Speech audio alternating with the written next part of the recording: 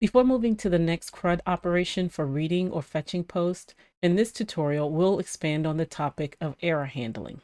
We'll explain why using action.payload with rejectWithValue in Redux is the best way to handle errors when communicating with the server. We'll also talk about the benefits of using a try-catch block in the Thunk to handle server errors, although we're already handling errors with the reject lifecycle stage. Now, we saw in the last tutorial that we could use this generic action error message to automatically handle errors in the Redux Toolkit.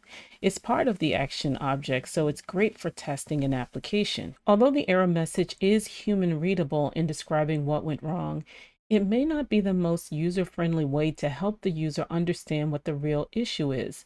So we would want to come up with a custom message to send to the front end. Instead of using action error message, a better approach is to use action payload. So we're going to add that here. And then we're going to go back up to the top and we're going to use action payload with rejectWithValue. So we're going to go back to the Thunk here and we're going to include that. We're going to include rejectWithValue as the second parameter. RejectWithValue is Thunk API destructured. So we're going to include that as a second parameter, rejectWithValue. This function, rejectWithValue, is a helper function in the Redux Toolkit that allows you to dispatch a rejected action with a custom payload like an error message, and it makes error handling more structured. And we'll see how to use that in the reducer below. So what's the difference between the error message in the action payload and the action error message? Action payload with rejectedWithValue includes detailed structured error information in the payload, such as error codes or more specific error messages, instead of relying on a generic error message. Now let's move to another error handling point. Although we're using the rejected lifecycle to handle errors, we'll also include a try-catch block. So let's go back to the top, try, catch, and have an error. Now let's move this up. And we're going to return our rejectWithValue.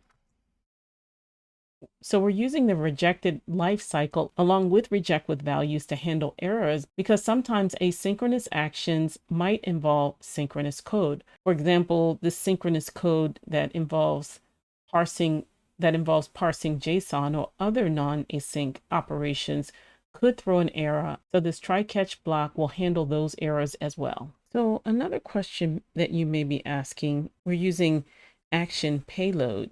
You may be asking, why are we passing action payload as a state error in the rejected lifecycle?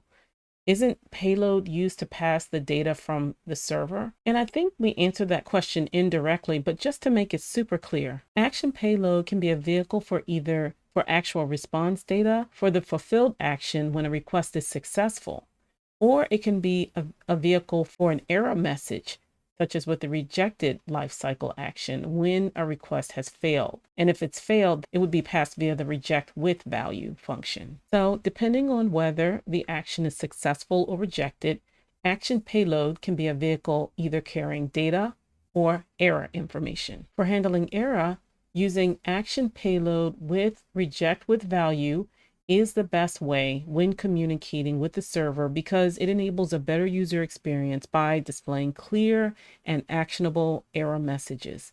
And now in the next tutorial, we're going to move to read in the CRUD operation, and that involves fetching posts.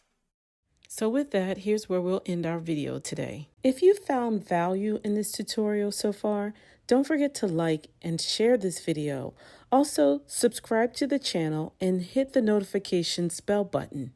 If you want to be the first to know, connect to the Hub, Source Coder Hub's community. Thank you for joining me, and I'll see you in the next video.